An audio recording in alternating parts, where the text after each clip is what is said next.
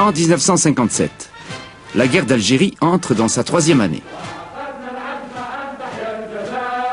En Suisse, la cause algérienne ne fait guère recette, opinion publique et sphère gouvernementale confondues. C'est dans ce contexte qu'une sombre affaire, comme les aiment les journaux à sensation, vient secouer le landerneau politique helvétique. Le procureur général de la Confédération s'est suicidé. Ce magistrat s'est fourvoyé dans une histoire de basse police. Il a couvert son subordonné, l'inspecteur Max Ulrich. Ulrich a mis sur table d'écoute la légation égyptienne et transmis à un colonel Barbouze français des informations concernant le FLN. Épicentre du drame, l'ambassade de France à Berne. Dans le rôle de l'honorable correspondant, Marcel Mercier, faux attaché commercial et vrai colonel des services secrets français. À propos du procureur, il a dit simplement ceci un jour. J'ai ferré une très grosse pièce. J'ai ferré une très grosse pièce. C'est un gros poisson, quoi. Un gros poisson. Mercier a raison. Le procureur du Bois est un gros poisson. Ce n'est pas tous les jours qu'on manipule un magistrat de ce rang. Malheureusement, il s'est trop vanté. On va découvrir le poteau rose grâce à une ancienne secrétaire du général de Gaulle, Elisabeth de Miribel, attachée de presse à l'ambassade. Elle est écœurée des magouilles de Mercier et va tout raconter à un certain Serge Michel, journaliste français qui a fait sienne la cause algérienne. Elle me dit qu'elle était persuadée que Mercier était renseigné par des personnalités de rang élevé de la police suisse et de la justice. Vous ne pouvez pas me dire très exactement qui. Dans une première rencontre, je l'ai revu plusieurs fois, et elle a vérifié elle-même dans le bureau de Mercier. Et là, elle a acquis la certitude qu'il était en contact avec René Dubois et qu'il s'agissait de récupérer les écoutes de certaines ambassades qui étaient en contact à Berne avec le FLN. Ce fameux Mercier, l'historien Henri Guillemin l'a souvent côtoyé lorsqu'il était lui-même conseiller culturel auprès de l'ambassade. Il nous en brosse un portrait peu flatteur. C'était un homme d'une jovialité permanente.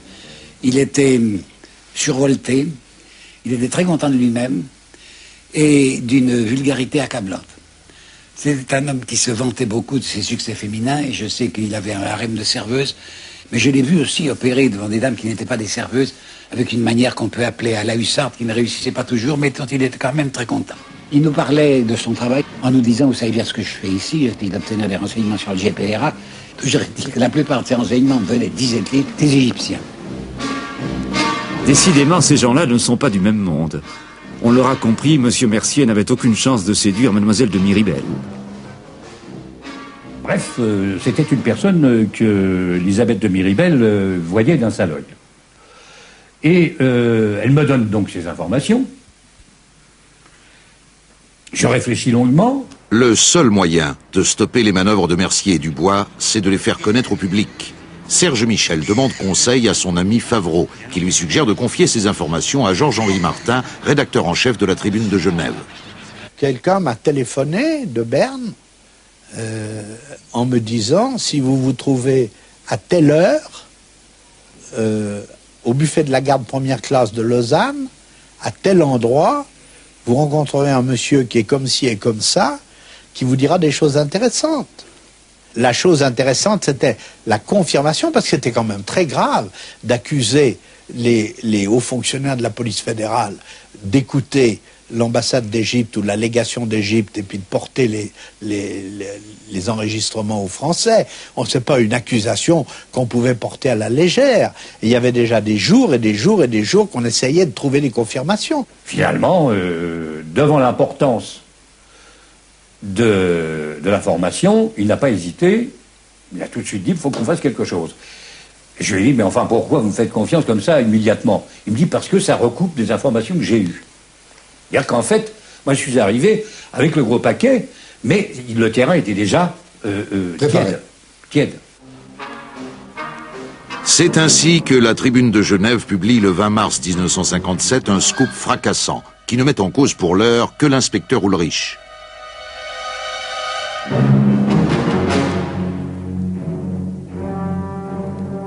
3 jours plus tard, le procureur général Dubois, accablé par les révélations que Mercier fait spontanément à la police, va se donner la mort. On a vu en lui, à tort ou à raison, un personnage porté au pinacle, puisqu'il était devenu procureur général de la Confédération, peut-être un peu naïf, et que les Français invitaient à venir à Paris ou à faire des gueuletons. Ça n'allait pas plus loin. On ne considérait pas que c'était un grand drame. Ce dont on ne s'est pas rendu compte, c'est qu'il n'avait pas les nerfs solides. Et évidemment, un procureur général, on pensait que ça avait les nerfs solides. Et quand il s'est suicidé, tout le monde était navré. C'était pas particulièrement nous, on ne se considérait pas comme responsables. L'ambassadeur, elle disait, c'est une sale histoire, je suis bien heureux d'avoir regardé, d'avoir mis à l'extérieur de moi, enfin d'avoir rien qui puisse me mêler au comportement de M. Mercier. Il y a eu un discrédit qui a pesé sur l'ambassade. Oui. Hein. Sur l'ambassade, malheureusement, oui, parce qu'on croyait, on se figurait à l'extérieur, on se disait, c'est un membre de l'ambassade, c'est pas vrai. C'est un membre du consulat, c'est tout à fait différent. Hein. Par la suite, j'ai été étonné qu'on ne fasse pas de film sur cette affaire, parce que c'est une affaire beaucoup plus complète. C'est une histoire où il y a une histoire d'amour à l'intérieur. Il y a une histoire d'amour. Il y a une histoire de jalousie. Il y a des histoires extraordinaires. Après cet exploit, Mercier quitte Berne sans demander son reste. L'inspecteur Ulrich, lui, écopera de 2 ans et demi de prison. Si cette affaire nous a paru digne d'être évoquée aujourd'hui, c'est qu'elle provoqua à l'époque un changement d'attitude de la part de nos autorités. La cause de l'indépendance algérienne va être prise au sérieux désormais. Cela est très important pour la suite de notre histoire. Les années passent, la guerre s'intensifie.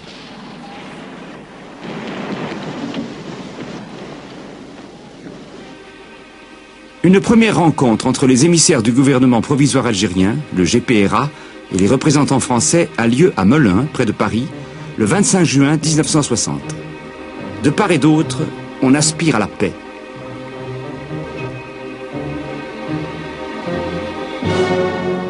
C'est l'échec.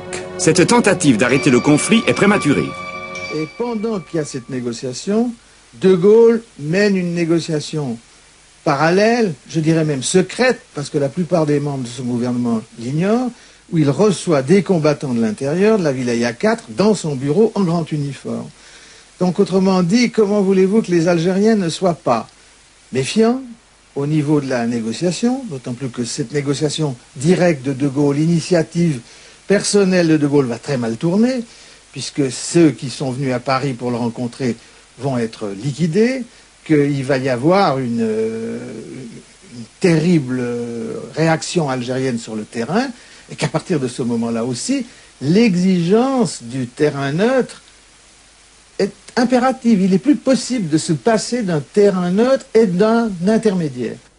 L'intermédiaire sera un diplomate suisse, Olivier Long, qui porte déjà 2 casquettes, celle de délégué du Conseil fédéral aux accords commerciaux à Berne et celle de chef de la délégation suisse auprès de l'AELE, la zone de libre-échange, à Genève. Il est abordé un beau jour de décembre 1960 par un avocat genevois qui lui déclare « Mon collègue et ami Nicolet connaît un personnage important du FLN et il aimerait en parler avec un Suisse proche des milieux officiels. J'ai demandé au chef du département politique fédéral, le conseiller fédéral Max Petitpierre, de me recevoir et je suis allé à Berne lui dire voilà ce qui m'arrive. Est-ce que vous voyez un inconvénient à ce que je rencontre cet émissaire du GPRA, à titre personnel évidemment? Et M. Petitpierre m'a dit immédiatement, oui, il faut le faire. L'Algérien Tayeb Boularouf, c'est de lui qu'il s'agit, va donc rencontrer le Suisse Olivier Long en terrain neutre. Monsieur Long me demandait si, derrière moi, il n'y avait pas moins que Ferhat Abbas. Évidemment, on ne pouvait pas s'engager en discutant avec un homme qu'on ne connaît pas, et il fallait quand même des garanties. J'ai répondu que il y avait avec moi et derrière moi toute la révolution algérienne, Alors, la première question, je lui ai dit, mais écoutez, pourquoi la Suisse? Il y en a tant d'autres. Il m'a dit que le GPRA avait délibéré longuement et était arrivé à la conclusion que, à leurs yeux, la Suisse était le seul pays, parce qu'il était totalement indépendant et neutre, auquel ils pouvaient confier cette tentative. Tentative d'autant plus urgente que le bilan s'alourdit jour après jour. L'armée française n'est pas loin de l'emporter sur le terrain. Le FLN a tout intérêt à gagner la bataille diplomatique qui s'annonce.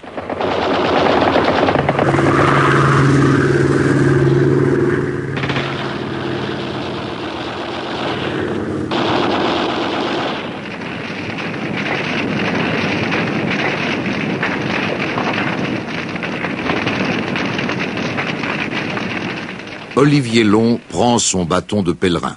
Il part discrètement pour Paris retrouver un ami de longue date, Louis Jox, qui vient d'être nommé par De Gaulle ministre d'État chargé des affaires algériennes. Jox lui réserve un accueil chaleureux en lui disant « Venant de vous, que je connais depuis assez longtemps, j'estime que cette fois-ci, c'est important, c'est sérieux. Et je vais en parler au général de Gaulle. » Il m'a demandé de rester quelques heures à Paris. Et il est revenu en me disant « Allez-y, le général de Gaulle a dit que M. Long continue. » Les Algériens se battent aussi sur le front des organisations internationales. Ils ont ouvert un bureau à New York, bureau dirigé par Mohamed Yazid et Abdelkader Chanderli. Le travail efficace de ce lobby irrite au plus haut point les Français. La délégation française a tout fait pour que nous ne soyons pas admis à l'intérieur de l'enceinte des Nations Unies. Mais cette démarche n'a pas abouti, puisqu'aussi bien nous avions tout de même le soutien d'une quarantaine de délégations avec lesquelles nous nous réunissions périodiquement. Et à ce titre, il était extrêmement difficile pour la délégation française d'obtenir que nous soyons expulsés. Il y a même un cas où nous avons provoqué une réunion du fameux groupe afro-asiatique à l'extérieur de l'enceinte des Nations Unies.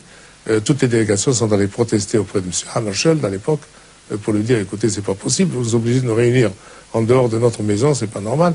Nous voulons rencontrer ce monsieur, nous pouvons le rencontrer chez nous. Et donc, il faut l'admettre, il faut lui permettre de fonctionner à l'intérieur de l'enceinte des bâtiments. De conférence en cocktail, Abdelkader Chanderli et ses amis font progresser la cause de l'indépendance sur la scène internationale. Au-delà des fastes onusiens, il y a un contact permanent avec les frères du Caire, de Tunis, et bientôt avec ceux qui deviendront les négociateurs en Suisse. Le but, c'était tout de même de donner une dimension internationale à un conflit local que la France ne reconnaissait même pas comme une guerre. Comment vous vous y prenez, disons? Eh bien, c'était rencontrer les gens, leur expliquer, c'était écrire des articles, c'était paraître à la télévision, faire des émissions à la radio, faire des conférences dans les universités, j'en ai fait beaucoup. Tout cela me permettait de créer autour de cette cause algérienne un climat à la fois d'intérêt, de compréhension, puisque je m'évertue à expliquer ce que représentait ce mouvement, dans le but affirmé, affiché, était de rechercher une paix négociée à un conflit colonial traditionnel. Peu avant la première rencontre secrète entre Français et Algériens en Suisse, celle-là même préparée par Olivier Long, le Premier ministre Michel Debré envoie un de ses proches à Genève prendre contact avec l'Algérien Sahab Dalab. La rencontre a lieu à l'Hôtel d'Angleterre sous les auspices du journaliste Charles-Henri Favreau. Les Algériens n'étaient pas d'accord sur la manière de faire. Certains étaient très désireux qu'il y ait une discussion menée avec le Premier ministre, dans la mesure où c'était le plus irréductible, le plus réfractaire à la négociation. D'autres estimaient qu'il fallait ne se servir que de la voie officielle suisse, dans la mesure où la voie officielle suisse valait la consécration internationale définitive à l'Algérie. Alors, pour que précisément l'autre voie ne soit plus maintenue ouverte, même en Suisse, entendons-nous bien, même en Suisse, M. Debré négociait en Suisse. Alors, on a demandé, on m'a demandé à moi, de révéler ces contacts. Il suffisait de dire qu'ils avaient lieu pour que cette voie soit les Algériens. Les Algériens. Et j'ai estimé aussi que c'était me mettre en porte-à-faux vis-à-vis du gouvernement suisse. Donc j'ai accepté pour une fois, effectivement, de révéler ceci. C'est-à-dire que je ne l'ai pas fait moi-même dans un de mes articles, et je l'ai dit une fois pour toutes à un confrère à Paris, à la demande des Algériens. Je le reconnais. C'est un fait historique maintenant. Mais ce qui me paraît très très important, je l'ai fait la mort dans l'âme, parce que j'étais convaincu que la négociation annoncée de manière publique, précipitée, à la façon qu'avait M. Petit-Pierre de vouloir en finir, parce que M. Petit-Pierre étant partant, voulait absolument partir avec une négociation réussie, et c'était un patatras épouvantable. On peut se demander si Debré n'a pas tenté de saboter la négociation voulue par De Gaulle en organisant la rencontre de l'Hôtel d'Angleterre. L'affaire ayant fait long feu, la vraie négociation secrète peut commencer. Les premiers contacts ont lieu à Lucerne, le 20 février 1961. Côté français, Georges Pompidou, encore inconnu, un ami du général, assisté du diplomate Bruno Deleuze. Ils ont en face d'eux un avocat, Mohamed Boumengel et Tayeb Boularouf, que nous avons déjà rencontrés. L'atmosphère, on s'en doute, n'est pas franchement détendue. Et la séance a été difficile, très difficile. Très difficile.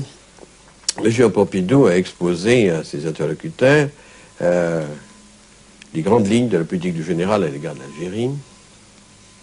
Et M. Boumengel, qui est un avocat, et qui était un grand avocat, a pris la parole et pendant une demi-heure, même plus d'une demi-heure, a prononcé un réquisitoire extraordinairement violent contre la France. Terminant, ce que je reprochais à la France, c'est de nous avoir volé notre âme. Et la preuve en est, c'est que, du fait des Français, je n'ai pas pu apprendre la langue de mon pays, l'arabe. Un moment de silence s'est imposé à ce moment-là, et M. Pompidou a pris la parole pour dire, écoutez, si vraiment c'est dans cette atmosphère-là que les conversations se déroulent, est-ce que cela ne nous conduit pas totalement à l'impasse? Il faut que nous réfléchissions là-dessus, et je vous demande de réfléchir. Et Boumengel n'a pas repris la parole. 30 secondes se sont écoulées, 1 minute et demie, 2 minutes, 3 minutes. Je regardais ma montre, car je pensais bien qu'un incident de cette nature surviendrait. Et au bout de 3 minutes, j'ai pris la parole et j'ai dit, M. Boumengel, je comprends votre sentiment, mais je pense que vous l'avez exprimé de façon qui dépasse votre pensée, car la violence de cette expression fait que nous aboutissons à une impasse, c'est évident, et est-ce que vraiment c'est ce que vous souhaitez? Et je continue en disant, je ne comprends pas tout à fait votre agressivité à l'égard de la France, de notre pays, car vous-même, votre famille, vous êtes depuis plus longtemps français que moi, car vous l'êtes depuis 1830, et moi, qui suis né à 200 km au sud, ma famille et moi-même, nous sommes français que depuis 1860. Je suis savoyard. Monsieur Pompidou me regarde, il éclate de rire, et Monsieur Boumengel, entraîné par le rire de Monsieur Pompidou, éclate de rire. Le gel était brisé et nous avons pu reprendre la conversation et rentrer dans le vif du sujet. C'était le mois de Ramadan, la première rencontre de Lucerne. C'était le mois de Ramadan. Monsieur Pompidou, qui est connu pour ne pas quitter la cigarette, c'était remarquable. Ce jour-là, il n'avait pas fumé par considération pour l'adversaire qui gênait. Vous avez fini par vous serrer la main? Non, non, non. J'ai personnellement fini par lui dire, vous savez, vous pouvez, l'islam est très tolérant, vous pouvez fumer, ça n'est pas vous qui êtes concerné. Et alors là, M. Pompidou a tiré sa première cigarette, etc. Ça s'est dégelé un peu, mais enfin, les positions fondamentales étaient toujours les mêmes. Il n'y avait pas de... M. Pompidou était pressé. Je me rappelle également qu'il aimait à répéter qu'il n'était que le porte-parole du général de Gaulle, ce qui m'avait frappé. Boumengel m'a dit d'abord, au moins, c'est pas comme un melun. Et Georges Pompidou, il a de la carrure. Et Pompidou et Bruno Deleuze ont trouvé que Boularouf était un homme sérieux, intelligent et très bien documenté. Alors, Mandat a recommencé l'opération Pour brouiller les pistes, nous sommes dit, il ne faut pas, bien que ce soit très commode, il ne faut pas recommencer à Lucerne, nous sommes allés à Neuchâtel. On s'est quitté à Lucerne dans l'euphorie. 15 jours plus tard, on frisera la rupture lors du nouveau rendez-vous.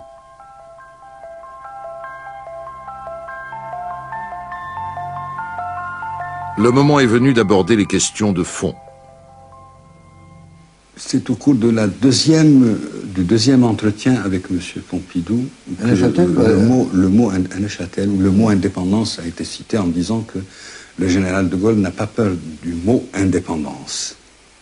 Vous avez pu penser qu'on aboutirait à quelque chose lors de ces premières rencontres? Oui. Oui, sans quoi nous ne serions pas retournés.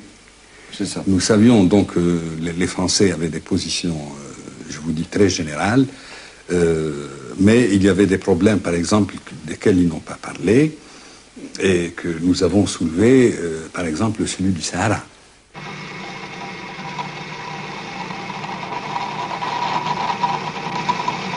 Le Sahara n'est plus seulement un désert. Le pétrole a jailli en février 1956.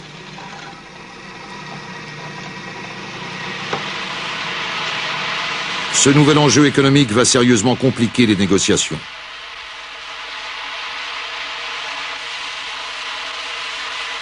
L'Algérie était française depuis 1830, que 800 000 Français vivaient en Algérie, que ce pays avait été fait par les Français, et que pour la France, pour les Français, et par conséquent pour les représentants français à cette rencontre, c'était un déchirement tous les instants, d'autant plus que chaque matin et chaque soir, la radio nous apportait la nouvelle des drames qui se déroulaient en Algérie, des assassinats, des combats, des luttes absolument fratricides. Il y a les victimes directes du conflit, soldats français et fédayines, mais aussi celles du terrorisme. Attentats algériens et surtout actions désespérées de l'OAS, l'organisation armée secrète constituée en février 1961. À Genève, Olivier Long connaît un moment de découragement. Comment sortir de l'impasse de Neuchâtel? J'ai tout de suite téléphoné à Louis Janx en lui disant que je voulais le voir. Je suis allé le voir et je lui ai dit, écoutez, moi je me trouve devant une situation qui n'est pas claire, qui me paraît dangereuse. Et alors l'affaire a été reprise et puis ils ont recommencé à procéder à des échanges de vues, si bien que l'idée d'une rencontre publique, d'une conférence publique, a fait son chemin. En mars, on apprend qu'une conférence franco-algérienne va se tenir à Évian. L'OAS réagit en assassinant à coups de bombe Camille Blanc, le maire de la ville.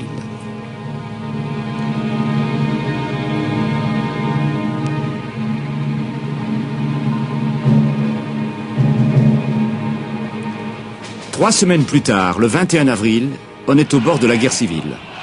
Le putsch des généraux à Alger menace la légalité républicaine.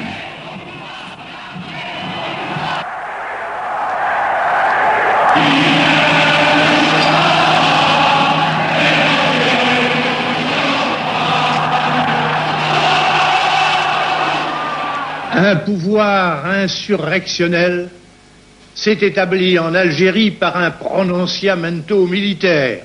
Ce groupe et ce Carteron possèdent un savoir-faire limité et expéditif, mais ils ne voient et ne connaissent la nation et le monde que déformés au travers de leur frénésie.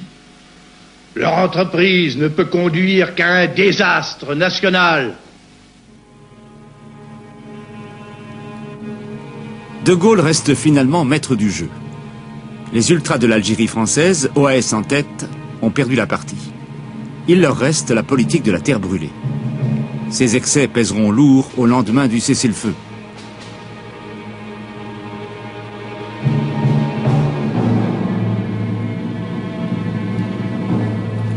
Après l'échec du putsch, bon nombre d'officiers français rejoignent l'OAS. Parmi eux, le capitaine parachutiste Pierre Sergent, aujourd'hui député et membre du Front National de Jean-Marie Le Pen.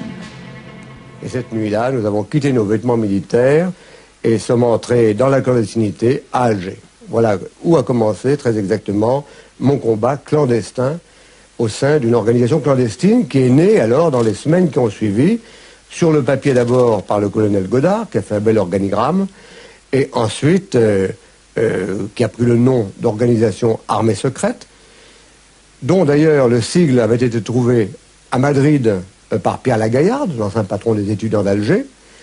Et mon combat, que j'ai mené en métropole, consistait essentiellement, au niveau de l'OAS, à faire de la communauté des Français d'Algérie, comprenant les Européens et les Algériens favorables à la France, de leur donner une possibilité d'être à la table des négociations aussi bien que le FLN. Et à cette époque-là, je crois qu'un gouvernement français aurait très bien pu dire, bon, puisque c'est ça, nous allons prendre des représentants de l'OAS pour également les mettre autour d'une table et discuter de l'avenir de l'Algérie. C'était ça le but politique intelligent de l'OAS. Pierre Sergent, devenu chef d'état-major de l'OAS en métropole, est condamné à mort par contumace. Il se réfugie en Suisse avec sa famille, voyage dans toute l'Europe sous les identités les plus diverses. Il a fallu bien persuader à ce moment-là les Algériens que le général de Gaulle n'avait pas changé d'opinion et de ligne politique. J'ai rencontré à nouveau M. Boumengel, M. Boularouf dans une maison à proximité de Genève, et je leur ai montré, sans leur donner d'ailleurs, une date du général de Gaulle qu'ils ont reconnue comme écrite de la main du général, et qui leur donnait des assurances sur la volonté du général de poursuivre la politique qui avait été définie à Lucerne et à Neuchâtel. La conférence d'Évian, enfin fixée, on se réunira le 20 mai 1961. Olivier Long et ses collaborateurs ont organisé l'accueil, la sécurité et le transport des délégués du GPRA. L'émir de Qatar lui a mis à disposition sa propriété de Bois d'Avaux près de Genève. Il fallait garder la délégation qui était dans cette maison. Et tous les matins, il fallait s'assurer qu'elle puisse regagner Évian, où les négociations avaient lieu. Oui, parce que l'hélicoptère venait jusqu'ici. L'hélicoptère venait devant. Nous nous occupions que du périmètre de la propriété. Il n'y a pas eu de pépins? Non, il n'y a pas eu de pépins sérieux, il y a eu des pépins amusants. On peut bien s'imaginer la nuit, tout était évidemment éclairé, ça faisait un immense quadrilatère éclairé. Mais néanmoins, il y avait des trous d'ombre et on a tué, je crois, un soir, un hibou.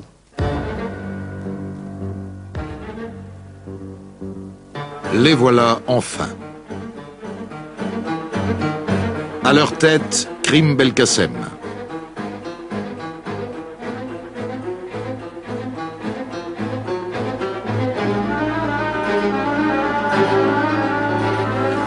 Au moment où la délégation du gouvernement provisoire de la République algérienne arrive sur le sol de la Confédération helvétique, elles s'empressent d'adresser au peuple et au gouvernement suisse l'expression de ses remerciements chaleureux.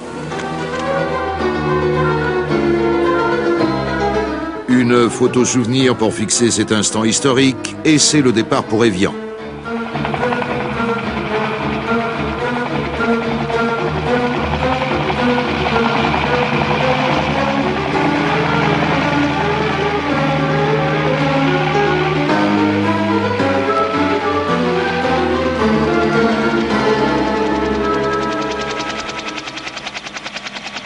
C'est l'hôtel du Parc à Évian qui abritera les pourparlers. Aujourd'hui, 20 mai, les négociations franco-algériennes ont commencé. Le premier jour de cette négociation, c'était un jour assez tendu et en même temps très important, parce que la négociation, pour la première fois, s'ouvrait d'une façon officielle entre un gouvernement qui se considérait toujours en lutte pour son indépendance et un gouvernement français qui, pendant des années et des années, avait refusé tout contact avec le FLN et évidemment tout contact, a fortiori, avec un gouvernement provisoire. Ce qui fait que pour nous, cette conférence était une consécration internationale. Mais au départ, n'est-ce pas, les Algériens ne savaient pas très bien ce qu'ils voulaient. Ils voulaient l'indépendance, ils voulaient tout, mais sans comprendre les difficultés de cette indépendance, sans savoir s'ils acceptaient que les Français restent en Algérie, sans savoir s'ils acceptaient que l'armée française resterait pendant quelque temps en Algérie, quels étaient les droits dont bénéficieraient les Français qui resteraient en Algérie, quelles seraient même les frontières de la négociation, est-ce que le Sahara serait inclus? Bien évidemment, ils le demandaient, mais est-ce qu'ils seraient prêts à admettre une solution provisoire, transitoire, intermédiaire pour le Sahara? Tout ceci, ils ne le savaient pas. Ils sont venus en disant, bon, le Sahara est une question à part, qu'il faudrait mettre en commission, et puis nous continuons à traiter les autres problèmes, etc. etc. Pour nous, le Sahara n'est pas, d'abord, il n'est pas à part. Le Sahara, c'est l'Algérie. Décidément, le fruit n'est pas mûr à l'hôtel du Parc. Louis Jox, chef de la délégation française, demande l'ajournement de la conférence après 3 semaines de pourparlers. Mais le contact n'est pas rompu. On décide de se retrouver à Lugrin, tout près d'Évian, hélas, sans plus de succès. Et c'est là que, n'ayant pas non plus avancé, c'est à l'initiative de la délégation algérienne que les pourparlers ont été suspendus. Et là, sur le plan international, nous voulions expliquer que si ça n'a pas marché, c'est parce qu'il y a le problème de l'intégrité territoriale. On voulait, si vous voulez, suspendre sur un problème précis, pour le faire connaître. Et il y a eu par la suite des manifestations en Algérie. On a demandé l'indépendance de l'intégrité territoriale. En ergote à Évian et à Lugrin, on meurt dans les djebels. Le cessez-le-feu tant attendu se dérobe.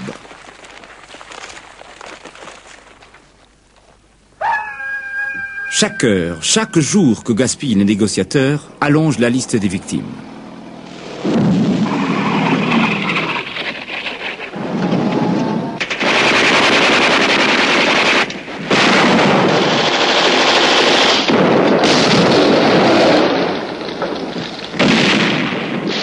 Aucune puissance coloniale n'avait jusqu'alors mis en place de tels effectifs pour maintenir sa présence dans un territoire d'outre-mer.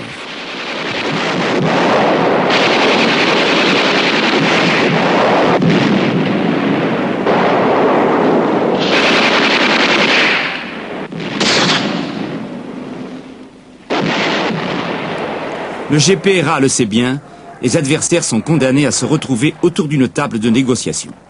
Le 23 décembre 1961, j'ai retrouvé M. Reda Malek à Genève et nous avons échangé des textes. Mais c'était pour nous, je dirais, un extraordinaire pas en avant, car nous savions ce que voulaient les Algériens. Bien évidemment, leurs textes étaient très courts. Celui que j'ai remis, était très long, relativement long, il avait 5 ou 6 pages, me semble-t-il. Le leur avait 2 ou 3 pages. Il ne rentrait pas dans le détail des négociations, alors que nous rentrions dans le détail des négociations. N'empêche que nous avions la possibilité de savoir exactement ce qu'ils voulaient. Cette politique des petits pas, reprise dès l'automne 1961 près de Bâle, s'avère payante.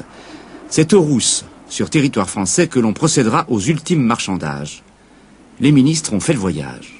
Nos amis français ont failli devenir fous parce qu'ils ont été enfermés là-dedans 10 jours et 10 nuits sans pouvoir sortir, entassés les uns sur les autres.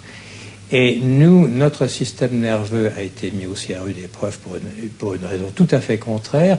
Nous devions circuler sur de longues distances, 60 km aller, 60 km retour, et que dès le second jour, il y a une fantastique chute de neige sur le Jura, et que alors on avait toutes les peines du monde à circuler. J'avais fait mettre des skis, des porte-skis et des skis sur les voitures des Algériens, et j'avais demandé que les stocks de l'armée les fournissent en passe-montagne de façon à les cacher, parce qu'ils devaient traverser entre autres choses Saint-Sergue, n'est-ce pas, le dimanche, avec les encombrements. où les gens pouvaient regarder dans les voitures. Avec ça, ça a passé admirablement. Pendant 8 jours, nous avons travaillé d'arrache-pied pour, petit à petit, dans tous les domaines, que ce soit le domaine de la politique générale, que ce soit le domaine du Sahara, que ce soit la nationalité, que ce soit l'existence de l'armée française, l'existence des Français en Algérie après l'indépendance, nous avons travaillé et finalement, nous avons abouti. On a discuté, je me rappelle, l'affaire de M. Kibir jusqu'à 4 heures du matin pour en finir. Et là, on est descendu. Au début, on parlait d'une enclave de souveraineté française. Ensuite, on a parlé d'un bail de 99 ans. Ensuite, on a parlé de 50 ans. On a parlé de 20 ans. Finalement, nous sommes arrivés à 15 ans. À 15 ans. C'était vraiment au finish. On est arrivé à 15 ans, on a donné l'accord. Jacques c'est d'accord, mais c'était déjà 4 heures du matin. C'était l'une des ultimes discussions aux Russes. Mais quand cela fut fini, tout le monde a poussé un soupir de soulagement, croyez-moi, à tout point de vue. Il n'y a pas eu d'incident majeur pendant cette... Non, il y a eu des moments de tension tout à fait forte, et il y a des moments où il a fallu suspendre la séance pour éviter que des échanges de mots un peu vifs, trop vifs, ne compromettent la suite des négociations. Alors vous êtes rentré à Paris pour soumettre votre texte au général? Oui. Et le général, Monsieur Jox l'a soumis au général, et le général a exposé le résultat des négociations au Conseil des ministres, et qui a approuvé. Et c'est comme ça qu'on a pu franchir les dernières difficultés qui devaient aller directement à la phase finale qui était déviante. Cette fois, on touche au but. La délégation algérienne prend ses quartiers au signal de bougie avec tout le dispositif déjà testé à Bois d'Avaux. Le Conseil fédéral a chargé le diplomate Raymond Probst d'assister Olivier Long pour toutes les questions d'intendance. On a donc placé là un bataillon d'infanterie qui gardait toutes les entrées. On a eu aussi mis de la DCA pour être sûr, pour le cas où on aurait une attaque par l'air. On a également eu des renforts sérieux de la gendarmerie vaudoise, de la sûreté vaudoise, et surtout on a aussi gardé tous les accès de la région du lac Léman pour être sûr qu'il n'y ait pas de risque. Tout a bien marché, on n'a pas eu d'accroche. Sauf pour un malheureux gendarme vaudois tué accidentellement par un soldat de garde. Le 7 mars 1962 s'ouvre la deuxième conférence d'Évian.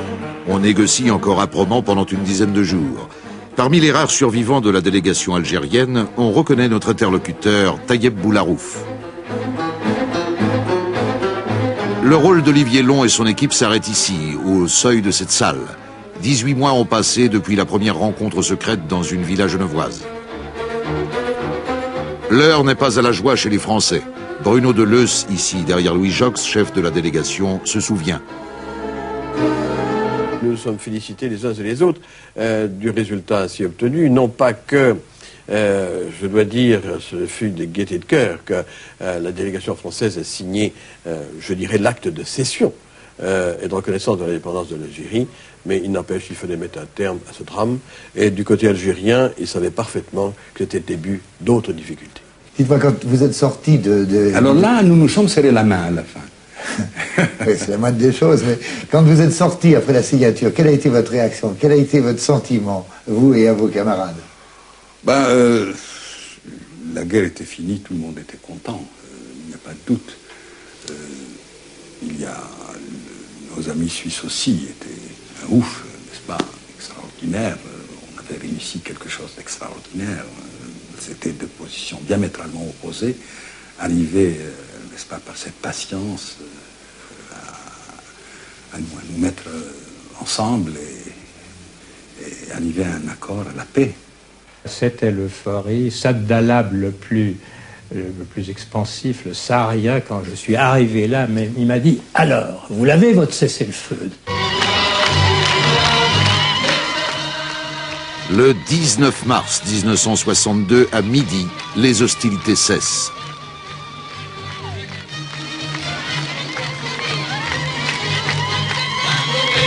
La jubilation du peuple algérien masque à peine le désespoir des pieds noirs, à qui il ne reste, selon l'expression de l'époque, que la valise ou le cercueil.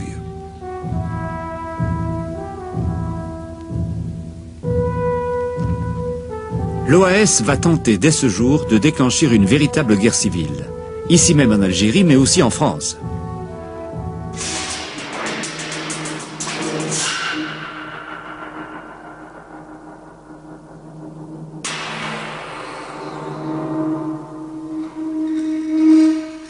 J'ai utilisé la Suisse, en ce sens que je suis venu prendre des contacts politiques, voire délicats, au cœur, n'est-ce pas, de la Suisse. Et j'ai rencontré, bien sûr, Jacques Soustel, Georges Bidault, le colonel Argout, enfin beaucoup de gens à l'intérieur du territoire suisse et dans des conditions tout à fait occultes. On a tellement diabolisé l'OAS qu'on s'étonne de trouver dans cette organisation des gens d'apparence convenable, des gens à peu près élevés, ont une certaine culture. On croit toujours que ce sont des bandits en chemin, pas du tout. Il y avait des gens de très haute qualité. Et je peux vous dire que dans ces réseaux, parmi les gens connus, il y avait Michel Poniatowski. Et c'est grâce à Michel Poniatowski, qui était avec M. Giscard d'Estaing, que j'avais, n'est-ce pas, le compte-rendu du Conseil des ministres qui se passait à Paris. Ce qui a d'ailleurs fait de grosses histoires avec le général de Gaulle à l'époque. C'est vous montrer, n'est-ce pas, l'ampleur de nos amitiés qui allaient non seulement dans l'administration civile, mais bien entendu dans la police. Vous avez parlé de diabolisation de l'OAS. Effectivement, dans l'opinion publique, l'OAS souffrait d'un discrédit qui était celui des attentats ou certains particulièrement horribles qui ont été commis, comme au Val-de-Grâce, comme ça. Oui, mais voyez-vous, je crois qu'il faut que, pour bien comprendre la mentalité de l'époque, car il faut revenir dans le contexte de l'époque, lorsque vous êtes dans un cul-de-sac et que vous voyez arriver quelque chose de très fort contre vous, vous tapez de tous les côtés. Même si vous donnez des coups bas. Et les femmes qui risquent le viol savent bien ce qu'elles font, ce qu'elles doivent faire, si elles veulent avoir une chance de s'en sortir. C'est ça l'OAS. Le combat d'une minorité, tout à fait minoritaire par rapport à l'État français, à son armée, à sa police, à son administration. Donc une minorité qui se défend. Et demander à toutes les minorités du monde, quand elles sont acculées dans un fond de cul-de-sac, qu'est-ce qu'elles font? Eh bien on se bat avec ses poings, avec ses ongles, et ça fait mal. Et les coups portés ne sont pas toujours des coups très élégants. On ne compte plus les attentats contre De Gaulle. Au Mont-Faron, près de Toulon, une bombe télécommandée placée dans cette jarre devait exploser au passage du général. C'était l'œuvre de l'ancien légionnaire suisse Serge Lehmann de Valorbe. Malgré ses hautes qualifications techniques, Lehmann et ses complices de l'OAS ne parvinrent pas à faire fonctionner leur machine infernale. Replié en Suisse, Lehmann se vanta de son exploit dans 3 interviews publiées par Blick en mai 1965. Nous avons fait la part belle dans notre première émission à ceux qui ont soutenu la cause algérienne. Laissons la parole à ceux, moins nombreux, qui ont aidé les partisans de l'Algérie française.